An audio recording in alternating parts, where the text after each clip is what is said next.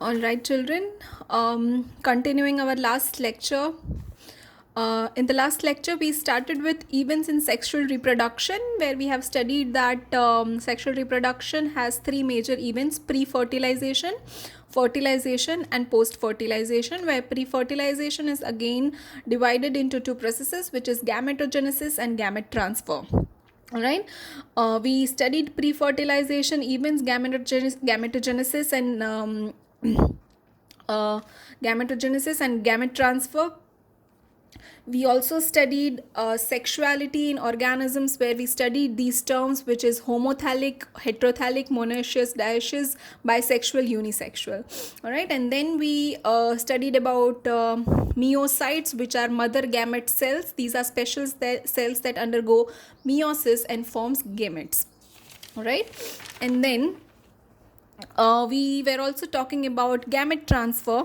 In the case of animals, this gamete transfer procedure is known as copulation, whereas in the case of plants, the process of gamete transfer is known as pollination. In the case of copulation, there are special copulatory organs, say for example penis, that helps in the process of gamete transfer, whereas in the case of plants, there are special agents such as air, water, insects, and animals that helps in pollination. Now, talking about fertilization in this class, children, fertilization is also termed as syngamy. Syngamy is nothing but it is formation of diploid zygote. Okay, when two gametes fuse together to form a zygote, that process is known as fertilization or syngamy. Syngamy is divided into two parts. Syngamy is of two types: external fertilization and internal fertilization. Okay, external fertilization means when two gametes fuse outside the mother's body, that is known as external fertilization. And when two gametes, that is a male and female gamete, fuse inside a organism, then it is termed as internal fertilization. All right, external fertilization would take place in the organisms such as algae, fishes, and some amphibians, whereas internal fertilization would take place in reptiles, birds, and mammals and plants. Okay, now this is all about fertilization, which was the second part of sexual reproduction. Talking about the last and the third and the last part of sexual reproduction, which is post fertilization events, children. Now, in post-fertilization event, first thing is zygote is formed. As soon as fusion of two gametes would take place, a zygote is formed. All right. Now, zygote is termed, have different names in different organisms. The zygote may be formed inside the spore, it might be formed inside the egg, or it might be formed inside the womb. In the case of algae, zygote is formed inside the spore. In the case of some birds and reptiles, the zygote is formed inside the egg, and in the case of mammals, the zygote is formed inside the womb. Now, from zygote to embryo, that process is known as embryo genesis. This typical word is made up of two terms, embryo and genesis. So this, it means the formation of embryo. So the process from zygote to embryo formation is known as embryo genesis. This process, embryogenesis, involves two main processes, which is cell division. And once a specific number of cell division has taken place, the cell starts to differentiate and starts gaining specific functions. All right, and that process is known as cell differentiation. Now, depending upon how embryogenesis and post-embryogenesis processes takes place, animals are divided into two parts: oviparous and viviparous. Oviparous animals means egg-laying organisms. That means birds and reptiles are oviparous, and viviparous means the organisms that give birth to their young ones. For example, mammals. Now, children, talking about plants. In the case of plants, ovary is directly converted into fruits. Seeds are directly converted into ovules. Now, say for example, you might have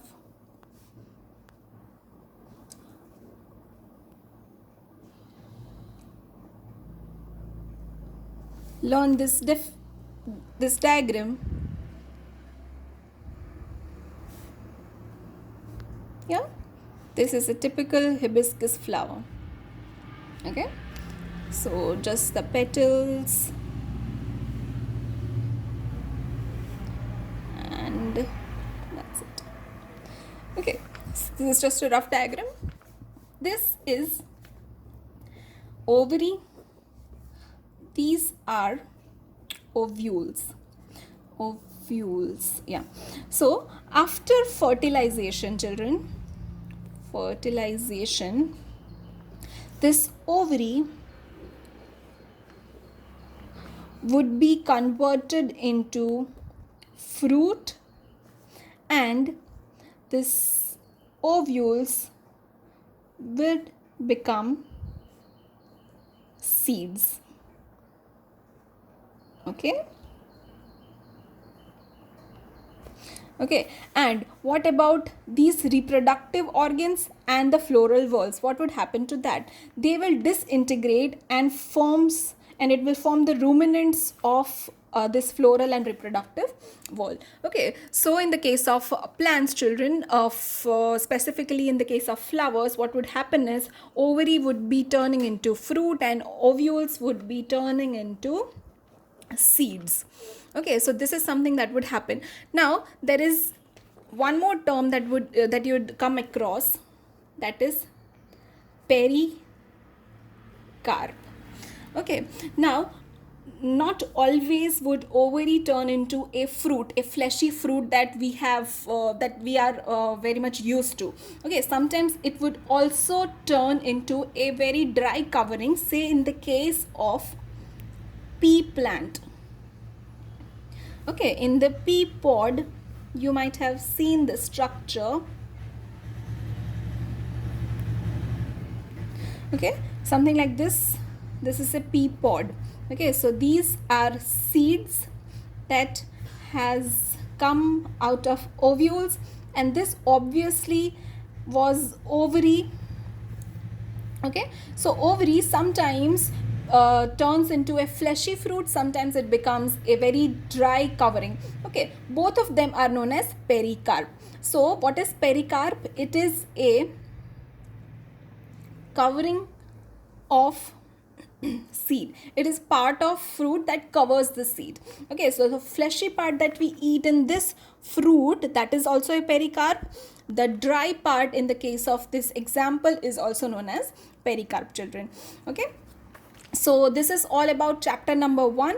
I would request you to go through the worksheet again, and please write the remaining questions that you have not done in the earlier class. Okay, thank you for today.